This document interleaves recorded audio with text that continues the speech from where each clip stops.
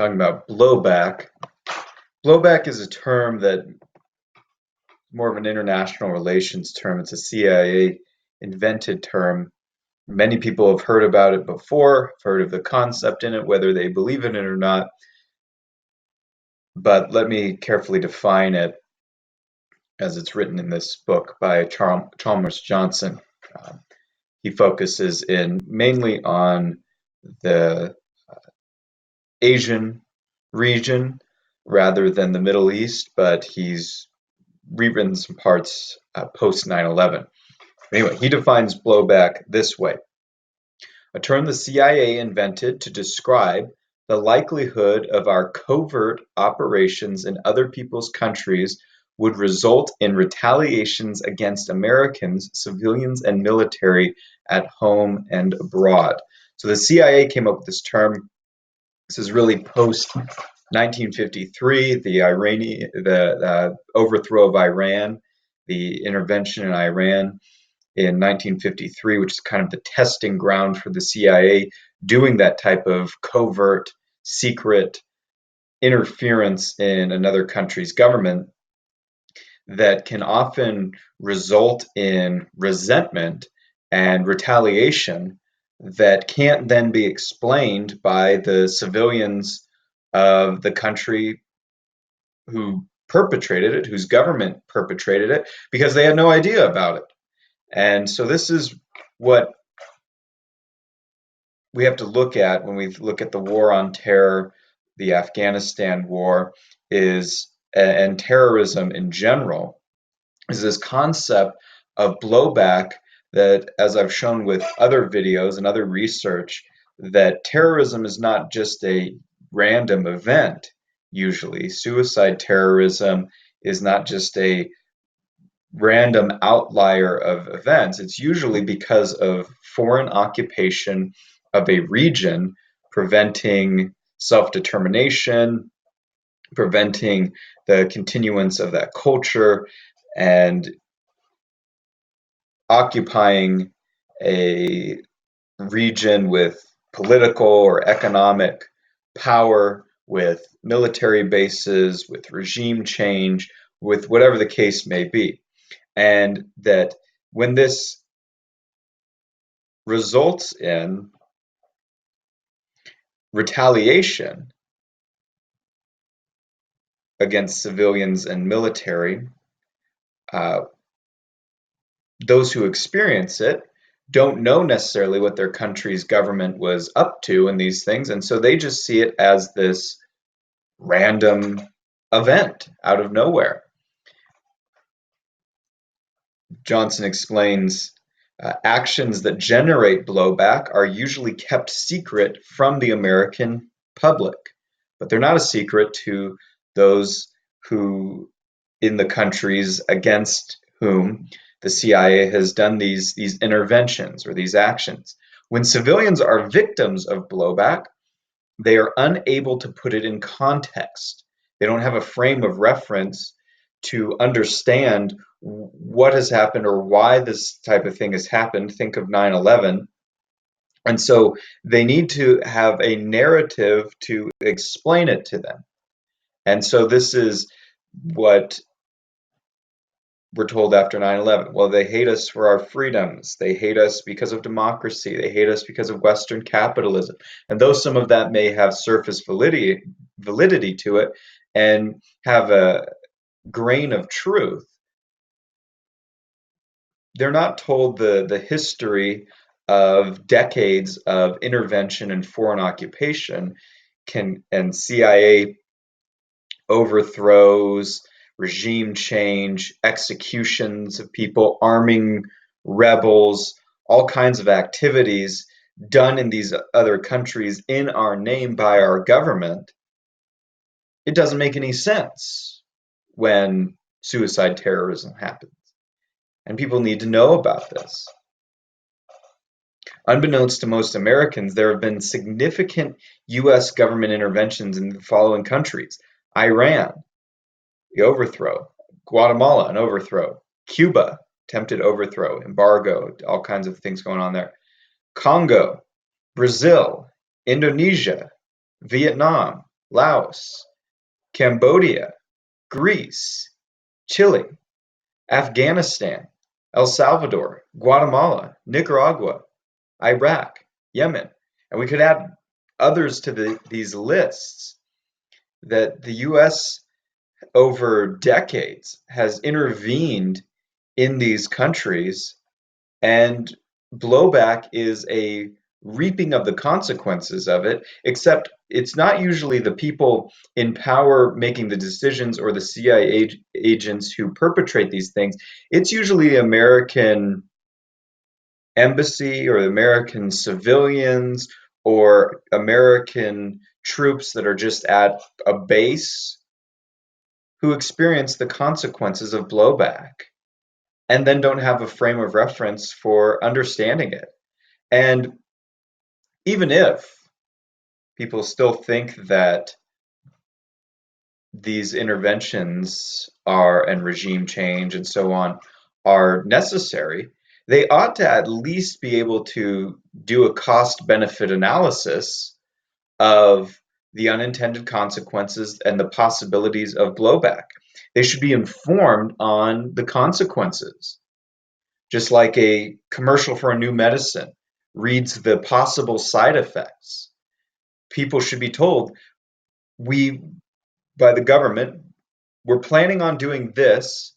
One of the possible negative results could be this, but here's what we're trying to accomplish. And at least let people know that. But it's not always the American people, though they could probably be more powerful than they are if they were actually actualized to call and demand certain changes or certain results with regard to foreign policy. But it's usually the government is more responsive to its own interests and its own uh, foreign policy establishment and its own bureaucratic departments more so than the American people. And the American people are spread out all across the North American continent. But they should at least be informed that this can be the result. And this isn't just a liberal talking point. This is something that the CIA made up the term for, blowback, because they recognize that this could be the result. And so even if intervention is still the course of action chosen, we should at least be informed about the possible consequences.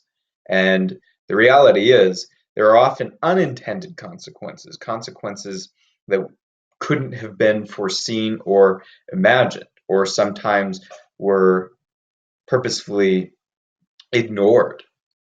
And so the citizens in the country that these interventions have been perpetrated against know what the U.S. government has done to them.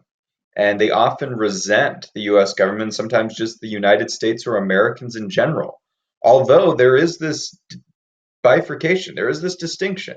The American people are not necessarily the American government, they are not one and the same.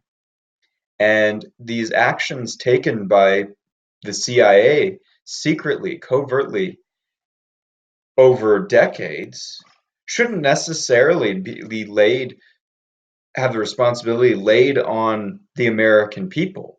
But by the same virtue, the Iraqis are not Saddam Hussein, and they were suffering for supposedly his actions. And so blowback is a real set of consequences that come to rest on those who uh, did not choose the original actions. With regard to the Afghanistan War, 1979, the CIA, with full presidential authority from Jimmy Carter, began the secret arming and training of the Mujahideen, the Afghan freedom fighters in Afghanistan. And it's been said, it's been quipped, that do you want to know who our next enemies are going to be? Just look at who we're arming now. This has occurred with Libya, this has occurred in Syria, this has occurred in Yemen. This has occurred in Afghanistan. This has occurred in Iraq. This has may occur in Ukraine, which people are being armed And they said I believe it was John McCain said, we're arming moderate rebels in Syria, when really they were aligned with radical Islamic terrorist groups and were trying to overthrow that regime and it's ended up strengthening groups like ISIS and ISIL, the Islamic State, in both of these regions. And so this became a major problem. In Ukraine, 2014, under Obama, Obama started approving the funding and arming of this Ukrainian group that was anti-Russian to overthrow the government, to have a coup of the government, which it did. But this group, and this can be looked up, that was supported by John McCain, Barack Obama, was a neo-Nazi group, many of them. And not only that, but there's been some research and investigative reporting and journalism that has shown that a lot of white supremacist radicals in the United States have now gone to Ukraine to get trained by the American government white supremacist groups in Ukraine. And we're reaping the consequences of those type of things. But anyway, whoever we're currently arming is likely to become our next enemy. That was true with the Mujahideen. That was true with Osama bin Laden.